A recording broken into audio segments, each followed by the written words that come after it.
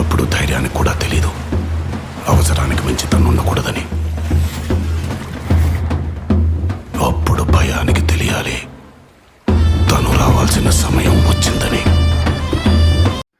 Young tiger NTR Bollywood young beauty Janhvi Kapoor హీరోయిన్గా దర్శకుడు కొరటాల శివ దర్శకత్వంలో తెరకెక్కిస్తున్నారని మనందరికీ తెలిసిన విషయమే. కొరటాల శివ ఆచార్యతో డిజాస్టర్ని అందుకున్నాడు. అందుకే ఈసారి ఎలాగైనా హిట్ కొట్టాలని అనుకుంటున్నాడు. ఈ సినిమా షూటింగ్ శరవేగంగా జరుపుకుంటుంది. ఈ సినిమాని 2 భాగాలుగా రిలీజ్ చేస్తున్నారని తాజా సమాచారం. ఈ సినిమాలో సైఫ్ అలీ ఖాన్ విలన్గా నటించనున్నారు. ఈ సినిమా బడ్జెట్ సుమారు 120 కోట్లు దాటిందని తెలుస్తుంది. ఈ సినిమాని 2024 ఏప్రిల్ 5వ తారీఖున రిలీజ్ చేస్తున్నట్లు ముందుగానే మూవీ టీం ప్రకటించడం జరిగింది. కానీ తాజా సమాచారం ప్రకారం దేవరా మూవీ ఆగస్టుకి విడుదల వాయిదా వేయడం జరిగిందని చెప్పుకోవచ్చును.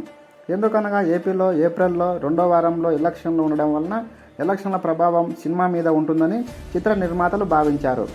బాలీవుడ్ ఎంట్రీ ఎప్పుడో ఇచ్చినప్పటికీ సరైన బ్రేక్ కోసం ఎదురు చూస్తున్నటువంటి జాన్వీ కపూర్ దేవర మూవీ ఎప్పుడైతే ఒప్పుకుందో అప్పటి నుంచి ఈమె దశ తిరిగిందని చెప్పుకోవచ్చును. జూనియర్ ఎన్టీఆర్ సరసన ఎవరైతే బాగుంటారో అని వెతికి జాన్వీని లాక్ చేశారు. ఇప్పటిదాకా ఈమె పర్ఫార్మెన్స్ పట్ల చాలా కొరటాల మాత్రం తృప్తిగా ఉన్నట్లు తెలుస్తుంది. రామ్ చరణ్ బుచ్చిబాబు కాంబినేషన్లో తెరకెక్కబోయే RC-16లోనూ తననే తీసుకునే అవకాశాలు ఉన్నట్లు తెలుస్తుంది. ఇది నిజమైతే జాన్వీ దశ తిరిగినట్టే అనుకోవచ్చును.